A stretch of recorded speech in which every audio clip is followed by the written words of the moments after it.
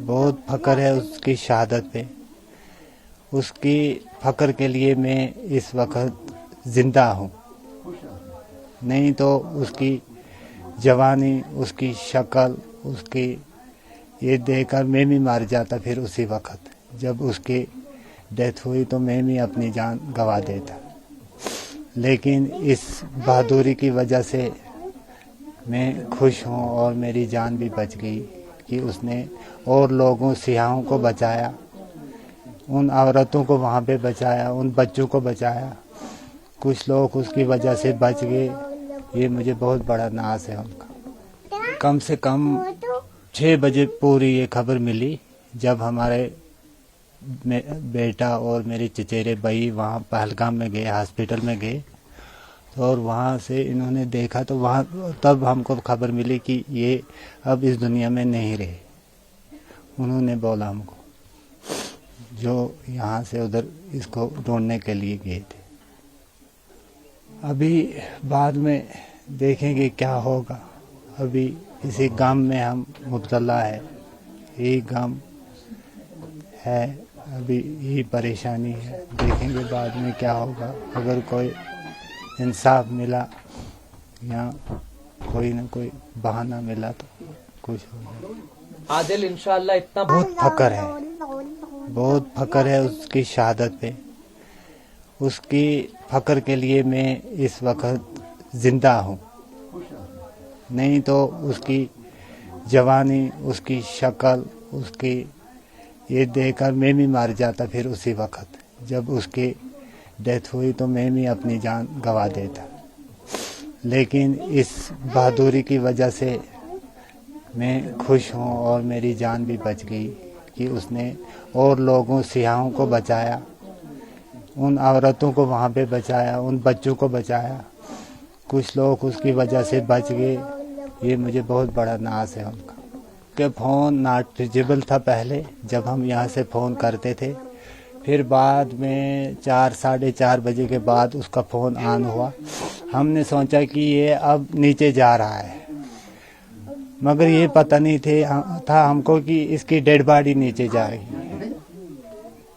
हमने सोचा कि ये अब निकल आया वहाँ से, क्योंकि वहाँ पे नेटवर्क नहीं होते हैं। हमने सोचा ये निकल आया अब वहाँ से। जब बाद में हम इंतज़ार करते रहे, जब शाम भी हो गई तो ये नहीं आया, तो फिर हम इस पूरे गम में मुब्तला हो गए ना। वो तो वहाँ की खबर वही है, लेकिन सुनने में आता है कि उसने उन सयाह जो उसके साथ थे, जब वो उसका हस्बैंड गिरा गोली से तो उसकी वाइफ भी उस पर गिर पड़ी। तो बाद में इसने उठा के खड़ा करके और उनको कहने लगा कि आप इन बेगुनाहों को क्यों मार रहे हो। ये सुनने में आया है, उन बेगुनाहों को क्यों मार रहे हो।